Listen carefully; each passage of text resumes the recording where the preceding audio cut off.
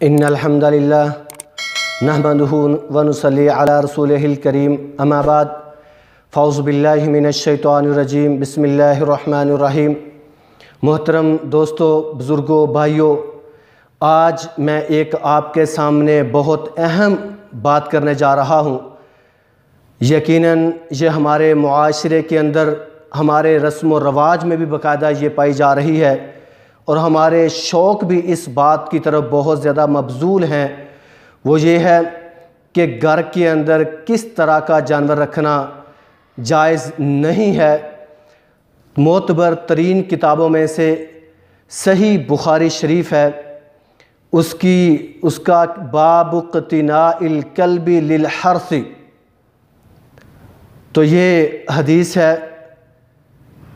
حضرت سفیان بن ابی زبیر رضی اللہ تعالیٰ عنہ سے روایت ہے کہ نبی اکرم صلی اللہ علیہ وآلہ وسلم نے فرمایا، جو شخص کتا رکھتا ہے جو نہ تو کھیتی کی حفاظت کے لیے ہو اور نہ ہی جانوروں کی حفاظت کے لیے ہو، ایسے جانور کو، ایسے کتے کو، ایسے جانور کو رکھنا گھر کے اندر، اس کے بارے میں نبی صلی اللہ علیہ وسلم کا کیا ارشاد ہے، اور آپ کی کتنی نیکیاں جو کم ہو جائیں گی، اس کے بارے میں نبی صلی اللہ علیہ وسلم فرمایا، ناقص من اعمالہ قیراط۔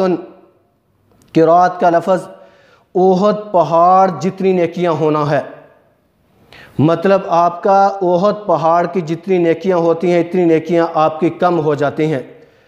ایک اور حدیث کے اندر کل یومن کے لفظ ہیں کہ روزانہ کی بیس کے اوپر ایک احد پہاڑ جتنی نیکیاں آپ کی کم ہو جاتی ہیں۔ تو راوی نے پوچھا کہ کیا یہ بات آپ نے نبی صلی اللہ علیہ وسلم سے خود سنی ہے؟ تو انہوں نے فرمایا، ای وربی ھذا المسجد، ہاں اس مسجد کے رب کی قسم، کہ مطلب یہ میں نے بات نبی صلی اللہ علیہ وسلم سے ضرور سنی ہوئی ہے۔ ایک اور روایت کے اندر آتا ہے، کلب معاشیتی او صیدن، یعنی جانوروں کی حفاظت کے لیے، یا ایسے جانور جو شکار کے لیے سدھارے گئے ہوں، یا ایسا کتا جو شکار کے لیے سدھار دیا گیا ہو، وہ رکھنا جائز ہے۔ اس کے علاوہ کوئی کتا گھر کے اندر جائز نہیں ہے۔ تو محترم دوستو، یا الا کلب حرث او معاشیت، یہ حدیث کے لفظ ہے کہ ایسا کتا جو کھیتی باڑی کے لیے یا جانوروں کی حفاظت کے لیے رکھا گیا ہو، وہ کتا رکھنا جائز ہے۔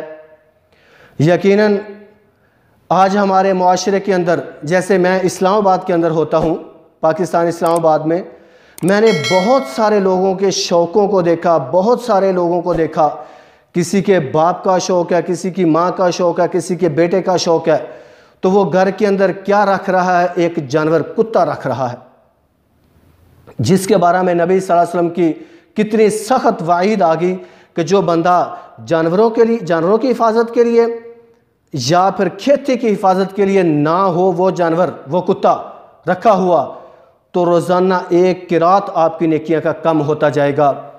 تو یقیناً یا پھر یہ ہوتا، جیسے میں نے یہ دیکھا، یہ میرا اپنا مشاہدہ ہوا، میں نے خود دیکھا ہوا ہے کہ ایک گھر کے اندر ایک کتا تھا، یقین کرو وہ محلے والے بیچارے تنگ آ گئے تھے، اس کتے کی وجہ سے روزانہ رات کو دن کو اس نے بھونکنا ہوتا تھا، تو تنگ پڑ گئے تھے لوگ۔ یا پھر یہ ہوتا ہے کہ کتے کو واش روم کرانا ہوتا ہے، وہ بھی باہر لے کے جانے کے لیے ایک بندہ اس کے اوپر اسپیشل رکھا ہوا ہے۔ اچھا، نیکیاں بھی ہم کیے جا رہے ہیں اور ایسے جانور کو بھی رکھا ہوا ہے، اس کے اوپر پھر ایک انسان کو ہم نے رکھا ہوا ہے اپنے شوق کو پورا کرنے کے لیے۔ تو بھائیو، یہ جائز نہیں ہے۔ اس کا صبح کا ناشتہ، اس کا چکن، اس کا کھانا، یقین کرو یہ ہمارا 10 سے 20 ہزار روپے ماہانہ منتھلی خرچ ہوتا ہے۔ ہمیں خیال کرنا ہوگا، ایسے جانور سے بچنا ہوگا جس سے نبی صلی اللہ علیہ وسلم نے منع فرمایا ہے، ایسے شوق سے بچنا ہوگا۔ بھائیو یاد رکھیں، جو خواہشات ہوتی ہیں نا دنیا کے اندر، ساری خواہشات کبھی پوری نہیں ہوگی انسان کی۔